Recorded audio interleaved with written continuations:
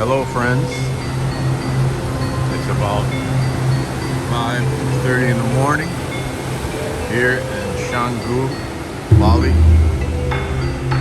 As you can see, only hardcore risers are up and some surfers out there.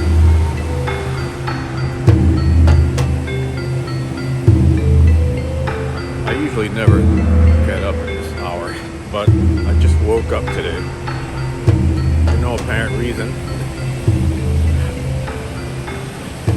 And early enough to catch my buddy Pete Lockett on the phone.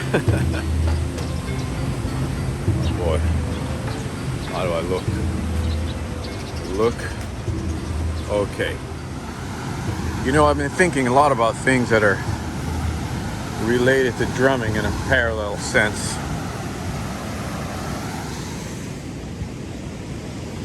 And one of those things is the illusion that everybody tries to keep up. The illusion, the grandeur, the delusion of grandeur.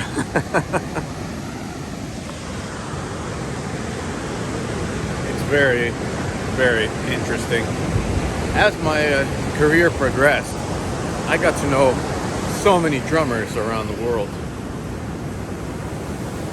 Oh, water is so nice. My God, look at this. It's so great to live right by the beach, man. This is insane. I've met many drummers around the world. I mean, I'm not going to, of course, mention names, but some really great players, man. Really great players. And for the most part, they are not rich. They are not by any means wealthy.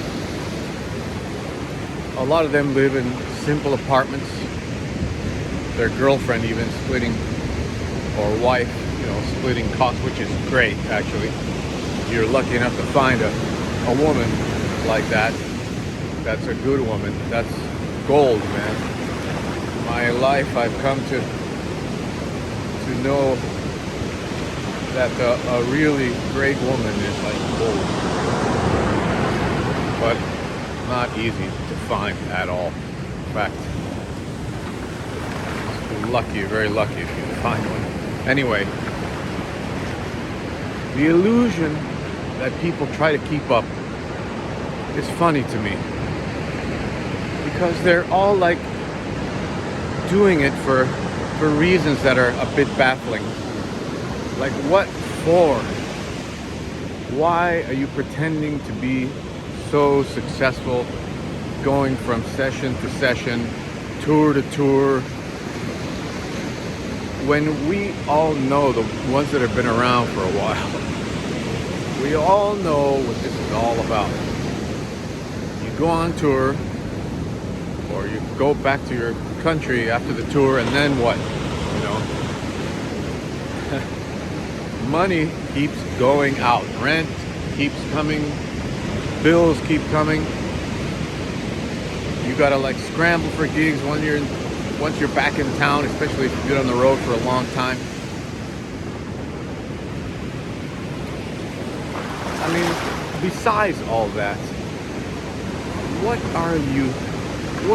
are people aiming for, in general, when you do try to create this illusion? What? So people think you're a busy session player, or or what? I mean, because we all know you ain't doing any sessions. That era is over. That whole thing is gone. And to a big extent, big tours are gone also.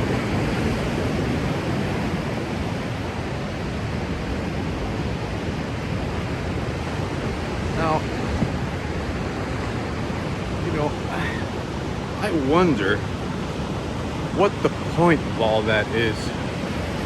because artistically, I don't see any great output at all.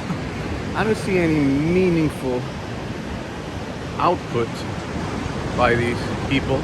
I just see gig chasing, money, name dropping. And while they are doing all that, all I see is mediocre art, or not even art, just whatever. What is the point of being a musician if that's what you're gonna do? If you're just gonna sit there and not take responsibility for your craft. I mean, this is so beautiful today, guys. Crazy. This hour is so nice.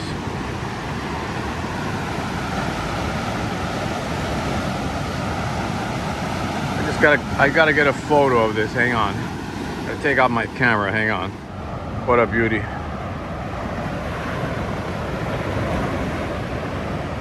Beautiful, beautiful. I know I'm talking slow here, but I'm really forming my own thoughts about this as well, because I don't want to say something and then not do it myself. You know, I think it's pretty important to stick to your words and not just, you know, do stuff like this to create views. What is the purpose of all this? All this practicing, all this drumming and music? Is it to make your name bigger, for you to be famous? What is the purpose of you playing music? I see a lot of time wasting, a lot of pretentious blabbering, musical blabbering. Not even musical, I have to say, no, it's not musical, it's just blithering, blabbering, nothing for self-aggrandizement. Okay, look at this. So nice, guys. Wow. Wait, I gotta take a shot. I gotta get a shot of this.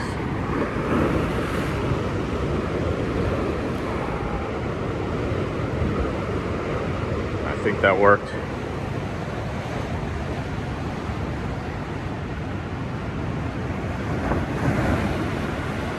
Yeah, that'll work.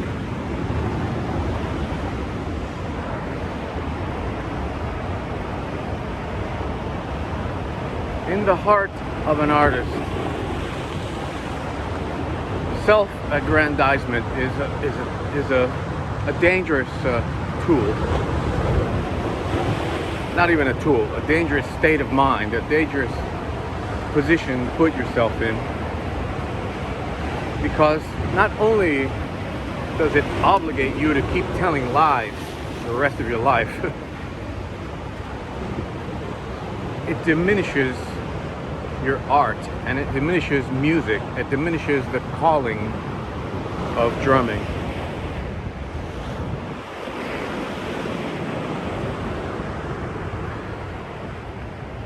I hate people.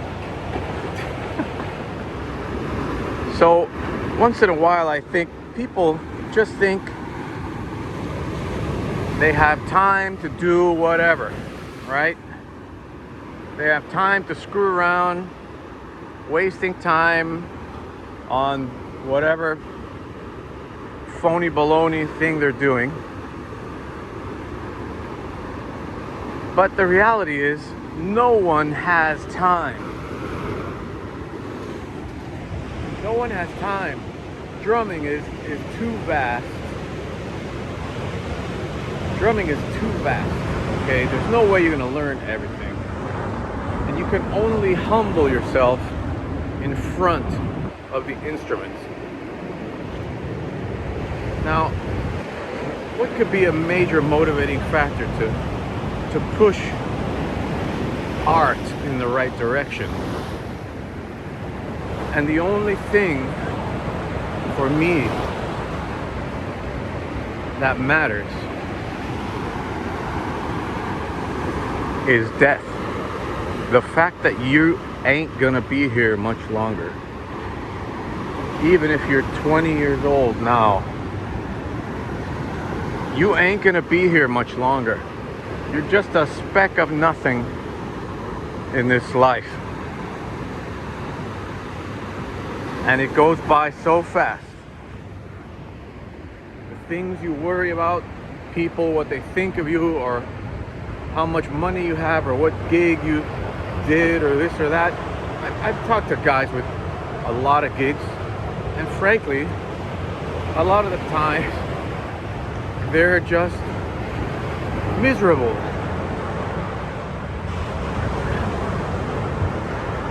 You know, I mean, obviously there's guys that are happy too. But along with the things that we do, you know, there's a price. There's always a price. So measuring everything against the day, our last day on earth, you start to think, holy crap, man, what am I thinking about? Why bother with this train of thought or that train of thought about whoever and whatever? You know, all those things start to lose value. And the only thing that matters,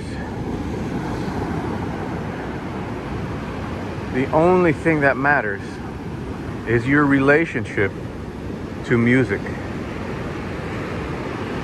What it brings to your life. Why?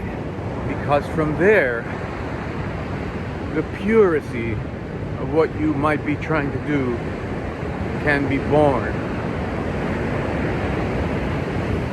As opposed to being born from the want of money or ego or girls or whatever. The lowest form of motivation there is.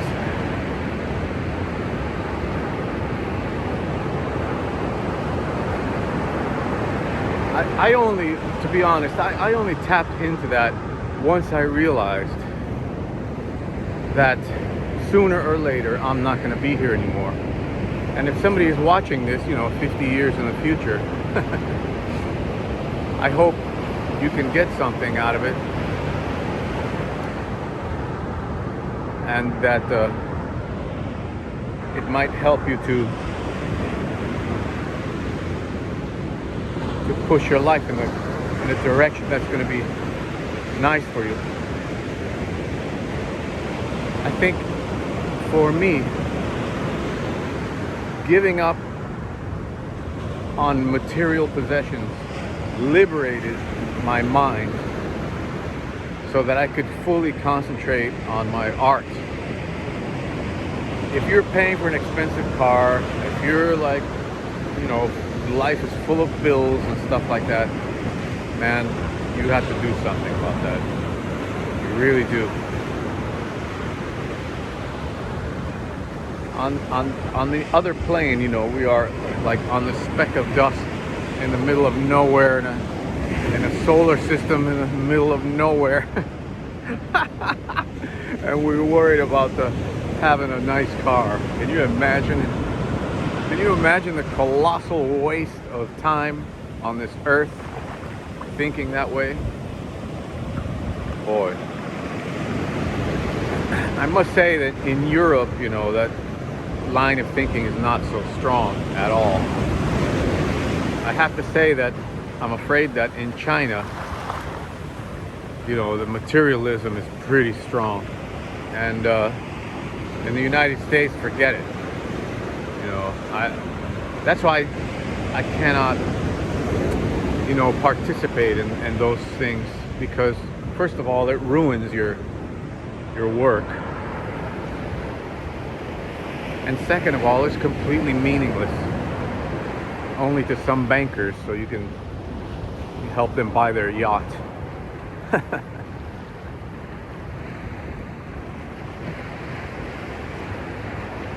On the day that I'm almost gone, I don't want to say, I wish I would have done this or that. I wish I would have seen this beach or that beach. I wish I would have traveled more. I'm never going to be that guy already. But, you know, it's something to ponder because I always stay quiet when there's people around. It's something to ponder because in the end, it all results in musical output. What musical output are you going to pursue? And for what reasons? The purity is something I always look for in something. The only thing that has meaning. It's the only thing that has meaning. Okay? I don't care about Madonna, stupid, incredibly stupid music, or whoever those people, you know, whatever their names are, I don't even know. I'm so far removed from that world. The only reason I know Madonna is because my sister used to listen to that stuff, and I was just appalled all the time. Anyway, it's an absolutely beautiful morning, and I thank the universe that I'm able to exist in this moment.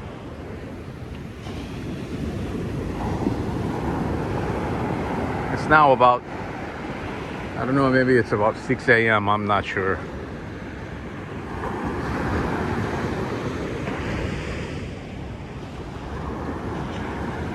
This side of the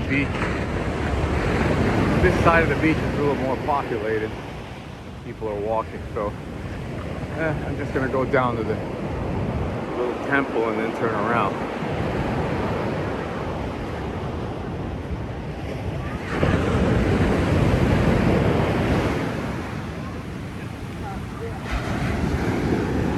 A lot of drumming, I think, is sort of like surfing.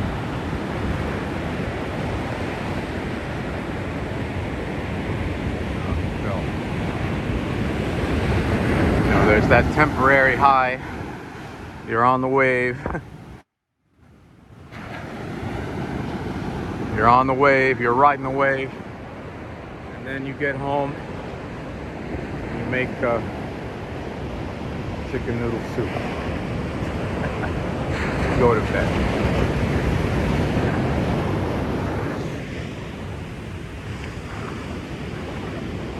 Look at this beauty.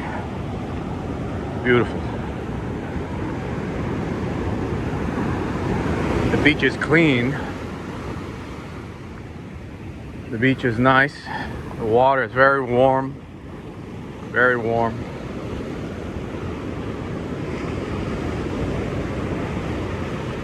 You know, I'm just in a very contemplative mood right now. I guess that comes with the hour, the location, all the things that these external factors produce in your mind.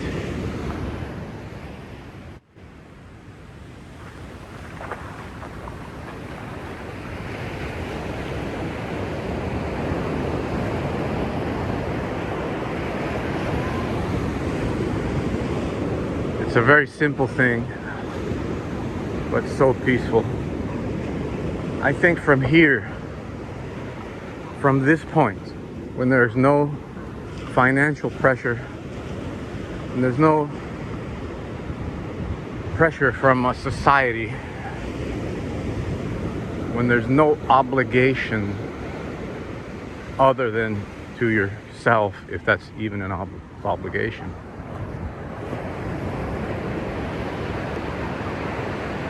I think from this point, you can achieve a certain purity. I say a certain purity. Well, yeah, dogs fighting. I say a certain purity because, you know, we are all corrupted by one source or another. And to be aware of that corruption is a task. It's a definite task. You know, why do you do every fill? Why do you play a certain way? For what reason? You know, what's the... I try to think about these things so that I'm not corrupted. And one of the easiest ways, of course, to not be corrupted is just stay in the moment, you know, play from your heart and all that stuff. But the heart can be corrupted by forces that are, you know, that you've been exposed to your whole life as a kid and whatever else. So a mishmash of all the influences you've ever had eventually can turn into something nice. And then once you get past the point where all those influences converge, you start to have your own voice. And that can only be achieved, I think, later in life, you know, really, maybe in your 40s. Billy Childs said, "I'll never play with anyone under 30. That's the great thing about jazz. You get better as you get older. It's just a beautiful day here. Beautiful day. Anyway, we're gonna reach the temple over here.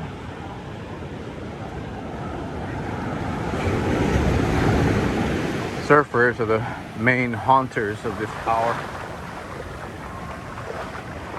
I smell coffee. There's a nice coffee shop in there. Might have to stop in there.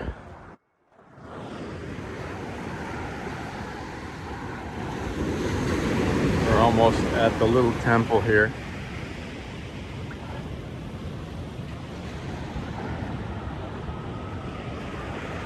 Jogging. I haven't been jogging in so long, and I'm always weighed down by my backpack. Actually, I've got this backpack on me almost all the time.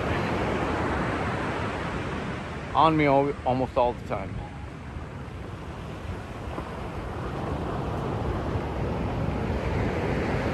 Camera equipment, computer. You know, I know you guys know already, but I'm real heavy into photography. Whew.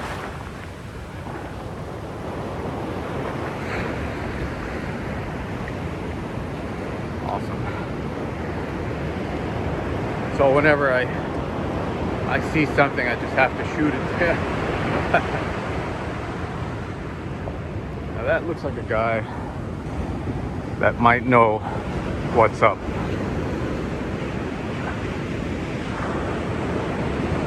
In Bali, you always see these real skinny guys, kind of guru-looking guys, and on occasion there's some really smart ones. Many times they're just a bunch of kooks. But here we are. Here we are at the little temple.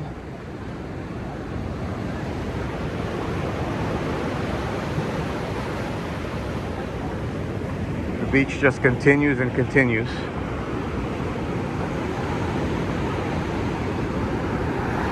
And that's where my pad is, way over there. So it's time to go back. All right, folks, I hope you enjoyed this video, because it's so important for your music to think about these things. When your next project comes into your brain, you might want to think about the things we discussed today and see if it's really what you want to do.